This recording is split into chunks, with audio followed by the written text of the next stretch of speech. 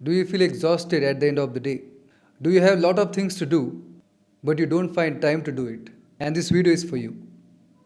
I came across this principle 80-20, which says that you can actually achieve 80% of results in just 20% of your efforts.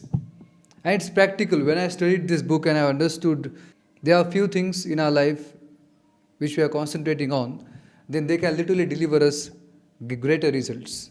Which is why you see 20% of people acquire 80% of wealth in society. Which is why you see 20% of films receive 80% of box office collection. Why this happens? And as you all know that there are very tiny people who are at the top of any field. Why this happens? I also had this question and I started to think about it, doing research about it, and I came across this book, and this author talks us about the same thing. How you can gain tremendous amount of results with least effort. You might say that is it really possible? Why people always say try hard and discipline is required, persistence is required. See, those things are required. Those are true virtues. But since we are living in a knowledge economy, the format of the economy have changed. Earlier we were in industrial economy. Now we are in knowledge economy. Most of the time what we are using our brain, our mind, which is why it is important to choose our task intelligently, and rather our more focus should be on what thing we have to do rather than how hard we are doing it. Harder is not automatically better. We have to do things differently, then only we will get better results. What happens is now science is explaining us that if you are trying harder, when you are pushing forward, you are not thinking about anything else but your task only, then you will cause anxiety, you will cause sense of urgency in you, and which will blind you for other solutions, other pathways, and you will follow that same thing again and again until you trap yourself up in that particular thing. Which is why it is important to be relaxed, calm, and then work. Then you will have new ways of thinking, and with that open-mindedness, you will approach new tasks in a new way, and you will acquire results. Which is why nowadays innovation is more valuable than hard work. Which is why nowadays creativity is more valuable than efforts. Which is why nowadays what you think is more valuable than what you do. I will explain how you can practically apply this principle in your life. First, find out a single thing which you can enjoy and you are good at. These two criteria are more important. You have to enjoy that skill and you must be good at it. Both the things are required. See, here we are talking about amazing gains. Here we are talking about getting at the top. So we will not compromise on mastery. Rather, mastery is required here. I'll explain you further. When you find out the thing which you are good at and you enjoy, you can become master at it because that thing comes to you naturally and you enjoy it, which is why you learn it. You will read books about it.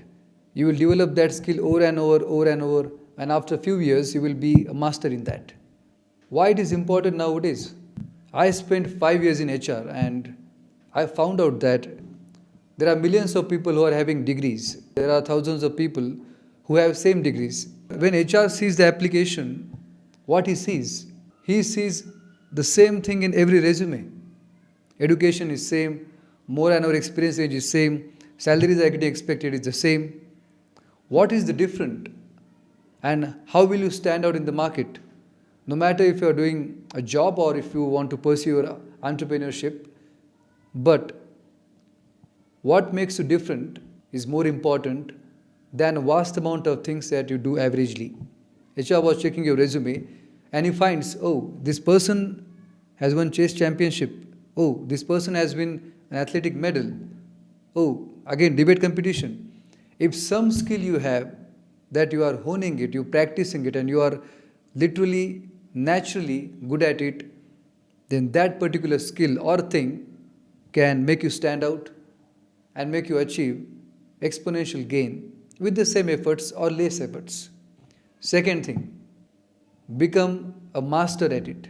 Mastery is required because we can take an example from the media industry where a singer, what she does for the rest of her life, she only sings.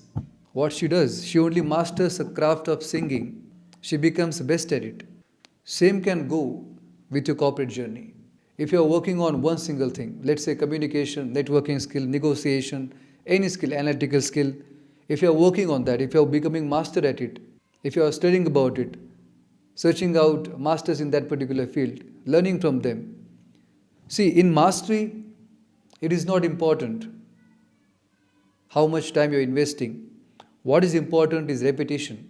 Irrespective of the time, situation, and place, are you putting efforts in your skill? No matter how less it is, half an hour, 1 hour, 2 hours, it is depending upon your desire to get succeed. But if you are putting work on a day-to-day basis, someday you will become master in that. Third point, develop a good personality. What is good personality? Whatever your parents expect from you, that is good personality. So stay clean, smile, be honest, be kind, help others, and stay away from bad things and bad people. And this is what a good personality means. See, your thoughts and intentions get reflected through your moods, through your behaviors. So it is important to have good intentions about everyone. It is important to be kind. It is important to be compassionate and care about others, think about others. And these things will get reflected in your behavior and people will see that. Even if you are master in the field, but if you are dishonest, they'll not pick you. If you are selfish, only think about yourself, but you are master in the field, they'll not pick you. Why? Because having a good personality is required. Because nowadays we are living in a world of cooperation, not competition. All these old ways of doing things are getting away. New market, new ways of thinking, new ways of behavior. Fourth point, aim for the stars. If you are picking up a skill and having an intention to be a master at it, you got to aim for the stars. Because mastery can only be achieved if you are aiming higher, higher, higher. Because mastery will take time. Mastery will check your character. Mastery will shake you off. Mastery will test you at the core. But when you are getting on the journey of mastery and that time, it can change the very mold of your character. It can make you a calm person because you are working on a skill for a longer time. It can make you a powerful person who has dedication and tenacity. And you will approach every problem in the same way. The same persistence, diligent determination you had for achieving that particular skill, for achieving mastery in that particular field, you will have that attitude. I would say the victorious attitude while approaching every single thing in your life, which is so rare and extremely precious. And the great part is, when you're aiming for the stars, you're aiming for the things which are more than your capacity. There are two ways only. Either you give up, or second, you increase your capacity. Since you're watching this video, I don't think that you will give up. Then you will increase your capacity. There is only way we can grow, which is above our comfort zone, and there is only way we can increase our ability by sharpening our skills, by working on our skills. When you sharpen your skills, you increase your abilities. Fifth point, keep happiness at the center of your life. I am not saying at the center of your work, but I am saying at the center of your life. Your work should come from your life only. You are studying your life, understanding your life, and searching about what things make you laugh, what things make you feel good, and where you feel a great joy in work. What kind of a skill, when you are investing your time, you feel happy. What you really want to do and what you really want to know. So first of all, you have to find your joy, happiness. At the center of your life, you have to keep this happiness. And above that, you have to design your work, you have to design your relationships and life. Of course, it can come with the knowledge of the self, which is why the first point was finding out. You have to search it up. What are you good at? Which thing you really enjoy and naturally are good at it. Then your following are two ways, but at the center of your life you are putting happiness. Actually, as I mentioned, very innovative things and new ways this book talks about, and because this is not about painstaking struggle to achieve something. No, no, no.